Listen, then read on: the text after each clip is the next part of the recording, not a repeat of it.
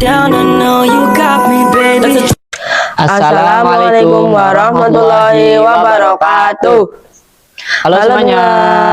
Kembali lagi di Spensaban News Channel. Sebelum kita ke topik pembahasan, kita mau perkenalan dulu nih. Perkenalkan, nama saya Eko Nur Fahmi sebagai host dari kelas 7F, ditemani oleh narasumber kita dari kelas 9A. Saya Dida Pranegara Utama dari kelas 9A. Hari ini kita akan podcast dengan tema Mebata. Apa itu Mebata? Mebata adalah menghadapi bayang-bayang tantangan di bulan Ramadan. Jadi dari hari pertama sampai hari ke-17 ini Mas Dita pernah mokel nggak nih? Waduh, belum pernah sih kayaknya, tapi waktu kecil pernah. Oh, Kalau dari kamu sendiri, kamu pernah mokel nggak nih? alhamdulillah aku belum pernah. Belum Tapi pernah, kalau pas oke. kecil mana? Iya, berarti jangan alhamdulillah, bilang aja pernah gitu waktu kecil. Langsung aja ke topik pembicaraan. Aku ada beberapa pertanyaan nih buat Mas Dita. Oke, apa aja tuh? Untuk pertanyaan pertama nih, apa tantangan besar Mas Dita dalam menghadapi bayang-bayang tantangan di bulan Ramadan? Nah, untuk tantangan, setiap umat muslim pasti sama. Tantangannya yaitu nafsu. Iya, betul. Saat kita berpuasa, kita diwajibkan keharusan kita untuk berpuasa. dan juga melawan nafsu. Kenapa tantangannya nafsu? Karena nafsu itu bisa jadi musuh utama kita untuk medot puasa.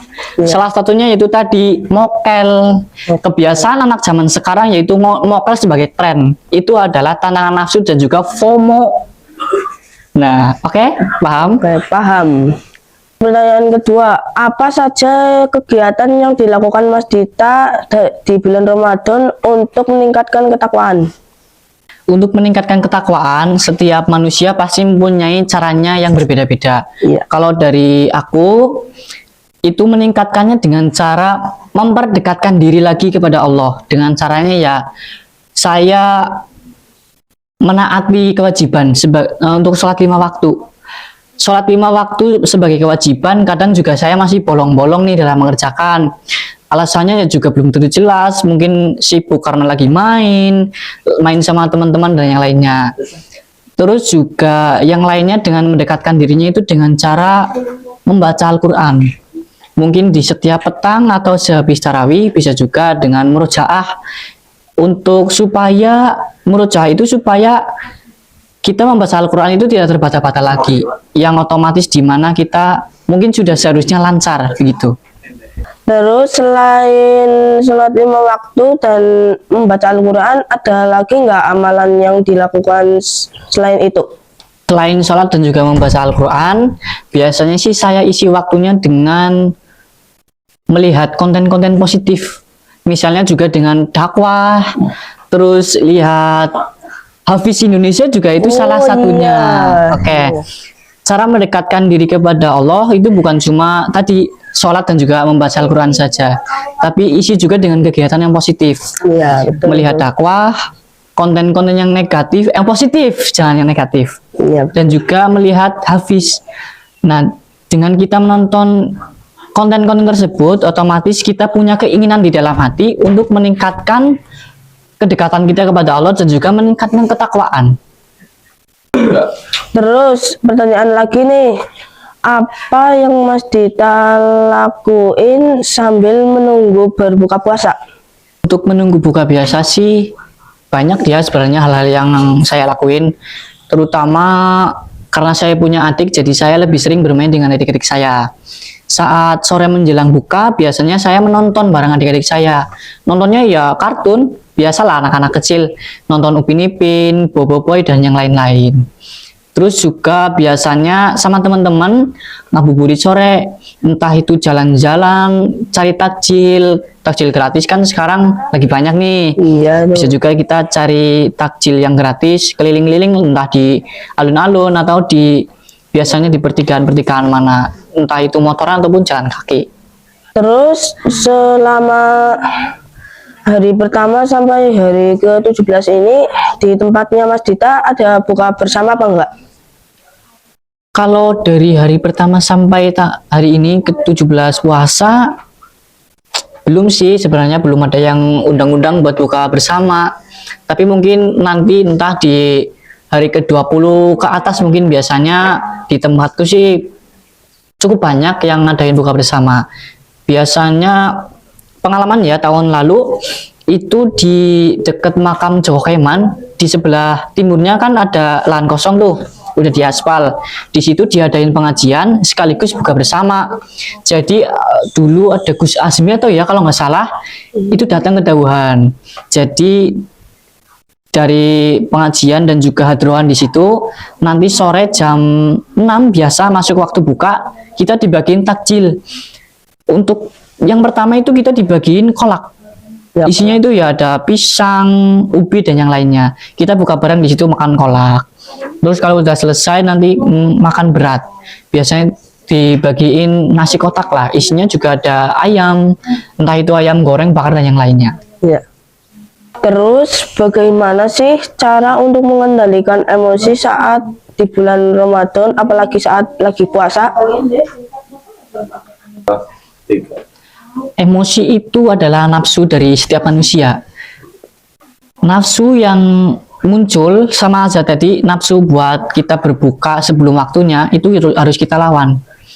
Emosi yang ada dalam diri manusia harus kita tekan.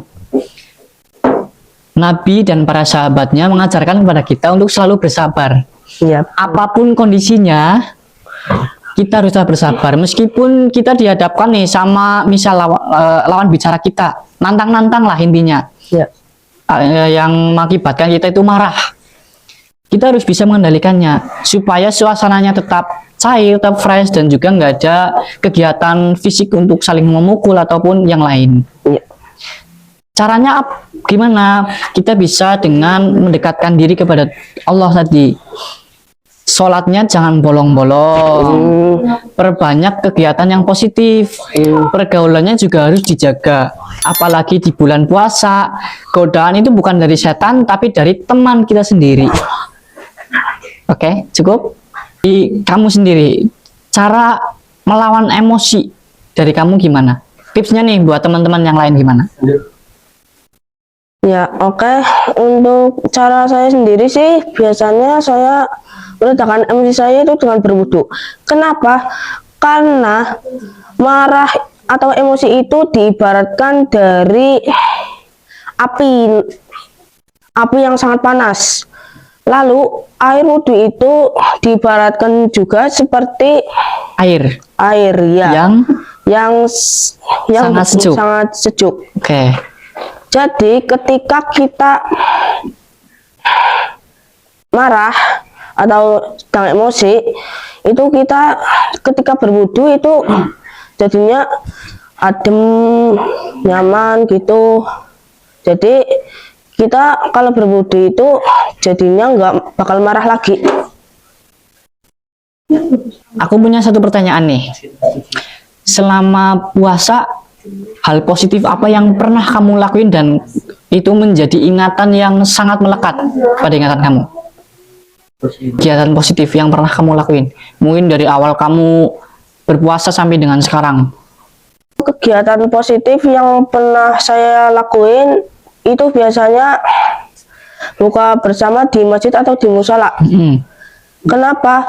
Karena buka puasa itu kan banyak banget orangnya, karena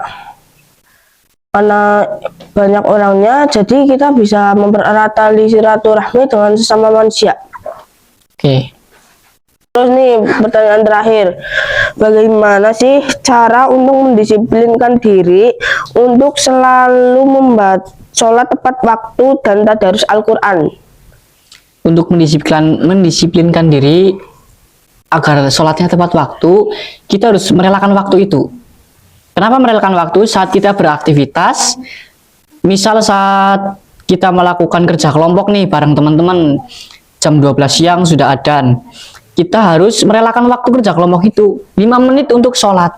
Jadi itu cara untuk mendisiplinkan diri dan juga efisiensi waktu.